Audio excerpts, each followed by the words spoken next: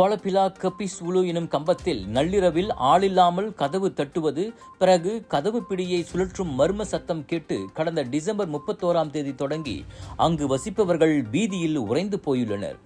இதுவரை 16 வீடுகளில் அழையா விருந்தாளி மர்ம ஆசாமி இவ்வாறு செய்கிறாரோ என பலரும் பதில் தெரியாமல் கேட்கின்றனர்.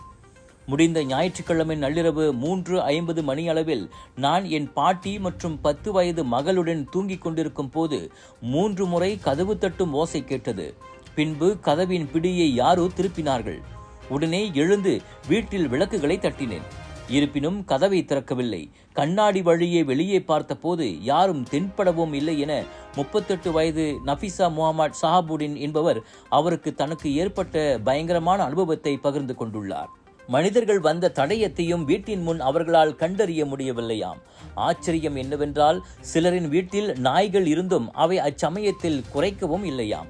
இதனிடையே கம்போங் கபிஸ் உலுவின் கிராம மேம்பாடு மற்றும் பாதுகாப்பு குழுவின் தலைவர் எஃப்என்டி பஹாருடின் கூறுகையில், அந்த இருப்பிடத்தை சுற்றி ரோந்து பணிகளை மேற்கொள்ள மலேசிய தன்னார்வத்துறை மற்றும் காவல்துறையின் உதவியை கேட்டுள்ளதாக கூறியுள்ளார்.